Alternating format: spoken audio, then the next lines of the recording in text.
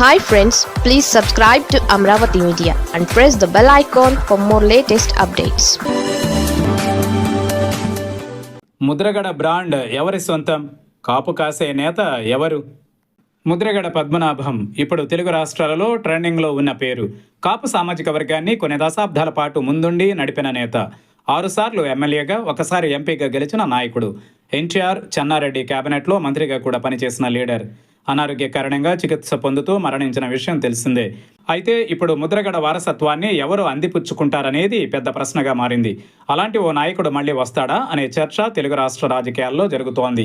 మాజీ మంత్రి, కాపు ఉద్యమ నేత ముద్రగడ పద్మనాభం శకం ముగిసిన తరువాత ఆ స్థానాన్ని ఎవరు భర్తీ చేయగలరనే చర్చ తెలుగు రాష్ట్ర రాజకీయాలలో జరుగుతోంది. ఆయన 1970వ దశకంలో రాజకీయాల్లోకి అరంగేట్రం చేసినప్పటి నుంచి తన సామాజిక వర్గమైన కాపుల అభివృద్ధి కోసమే బాహాటంగా పనిచేశారు. కాపులను బీసీలలో చేర్చాలనే డిమాండ్ను ఢిల్లీ వరకు తీసుకెళ్లి అక్కడ చర్చ జరగడంలో సక్సెస్ అయ్యారు.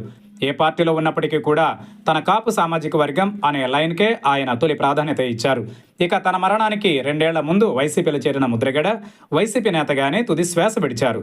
ఇప్పుడు ఆయన పాత్ర ఎవరు పోషిస్తారు, ఆ సామర్థ్యం ఎవరికి ఉందనే చర్చ ఇటు ముద్రగడ అభిమానుల్లో, అటు పొలిటికల్ సర్కిల్స్లో పెద్ద చర్చ జరుగుతోంది.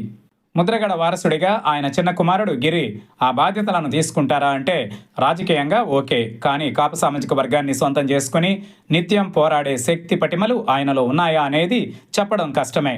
ప్రస్తుతం ఆయన పత్తిపాడు వైసీపీ ఇన్ఛార్జిగా బాధ్యతలు నిర్వర్తిస్తున్నారు. రానున్న ఎన్నికలలో ఆయన ఖచ్చితంగా పోటీ చేస్తారు. రాజకీయాల వరకు ముద్రగడ వారసుడిగా ఓకే. కాపు సామాజిక వర్గానికి నిలువెత్తు కోటల ముద్రగడ నిలిచారు.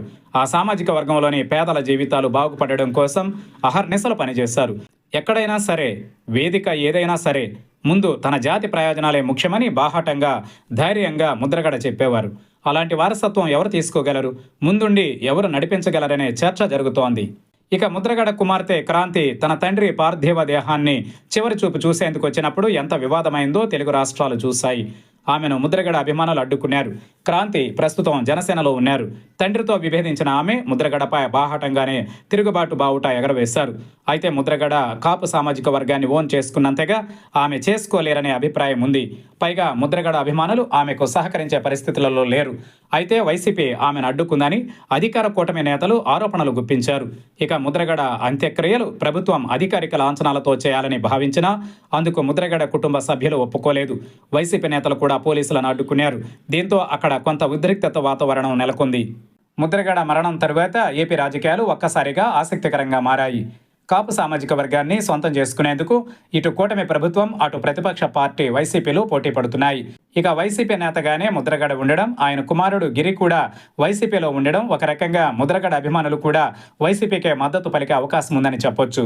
అంతేకాదు వైసీపీ అధినేత, మాజీ ముఖ్యమంత్రి జగన్ ముద్రగడ పాడెను మోయడం, చివరి క్రతువు ముగిసే వరకు అక్కడే ఉండడం చాలా మందిని ఆకట్టుకుంది. ముద్రగడ బతికున్న సమయంలో రాజకీయంగా ఆయనతో టీడీపీ, జనసేనలు విభేదించి ఉండొచ్చు. అయితే ఇకపై కాపు నేతగా ముద్రగడకు అన్ని విధాలుగా ప్రభుత్వం గౌరవిస్తుందని చెప్పడంలో అనుమానం లేదు. అయితే ఏపీ రాజకీయాలలో కాపులు డిసైడింగ్ ఫ్యాక్టర్గా ఉండడంతో కాపు సామాజిక వర్గం ఎవరి వైపు నిలుస్తారనేదే $1 మిలియన్ ప్రశ్నగా మారింది. ఇదే సమయంలో కుమార్తె క్రాంతి జనసేనలో, కుమారుడు గిరి వైసీపీలో ఉండడంతో ముద్రగడను అభిమానించి కాపు వర్గం వీరిద్దరిలో ఎవరి వైపు మొగ్గు చూపుతుందనేది రాజకీయంగా మరింత ఆసక్తికరంగా మారుతోంది.